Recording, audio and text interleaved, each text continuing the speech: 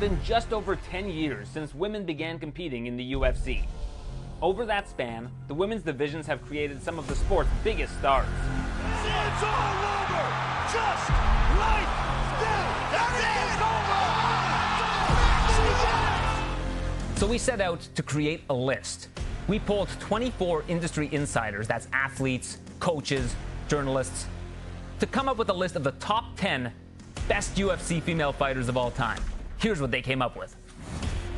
Current flyweight champion Alexa Grasso's career-defining submission of Valentina Shevchenko got her on our list at number 10, just behind the legendary Miesha Tate and Holly Holm. In the middle of our list, 3 women who have each tangled in some epic strawweight battles. Rose Namajunas' 2 title reigns placed her 7th, just behind current champion Zhang Weili, with dominant former strawweight queen Joanna Jędrzejczyk landing at 5. This brings us to the Mount Rushmore. At number 4, Cris Cyborg didn't receive a single first-place vote, but had the second most second-place votes. At number 3, the woman who started it all in the UFC, Ronda Rousey. Ronda! 3 of our voters gave Rousey first-place votes, the second most among any fighter. At number 2, it's Valentina Shevchenko, the Bullet, who won 9 straight fights between 2018 and 2022, picked up 32% of all second-place votes. This is what I am. This is true championship mind, that you're never satisfied with your performance. And no surprises at number 1, the GOAT, Amanda Nunes.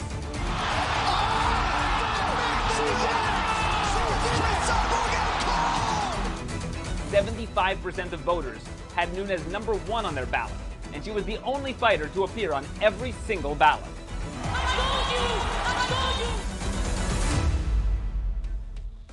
Ronda Rousey at number 3, a very interesting selection. Where do you think that she falls in terms of this order? If you were to submit this survey and these rankings, where's Ronda Rousey on your list? I mean, Ronda Rousey is number 1, and probably always will be, because the rest of the list doesn't exist if Ronda Rousey never existed. When people will look historically back and they'll hear that Dana White said a woman will never fight in the UFC, they'll think it's part of a storyline. This was truthful. When you were living there at the moment, this man wasn't saying this to be provocative.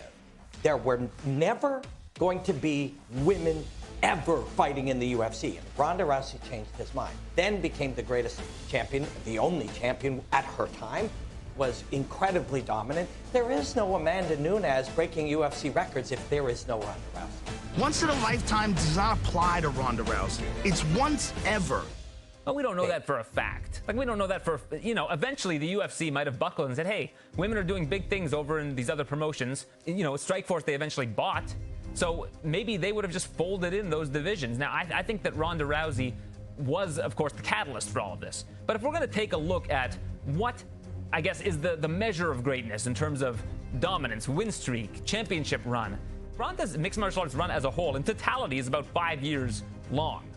I don't know if she has the body of work to be number 1 on this list. In fact, I have her at number 4. If I was to make a list, she would be falling behind Amanda Nunes, Cris Cyborg, and Valentina Shevchenko, in my opinion.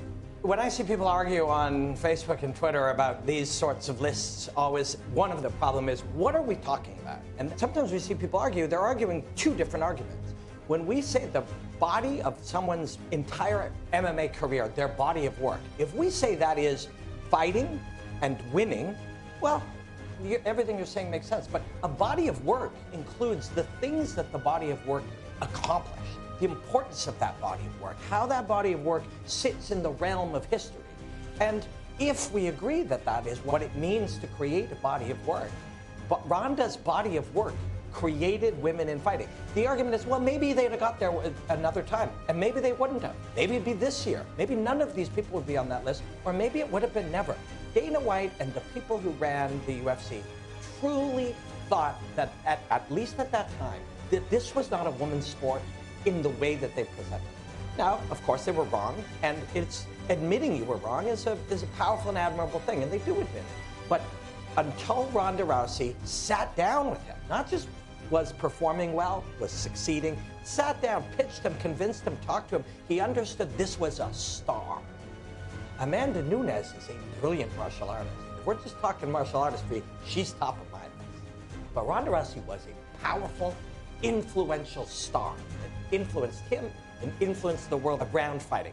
History must remember that there is women fighting in the UFC because of Ronda Rousey, and if they do, then she's number one.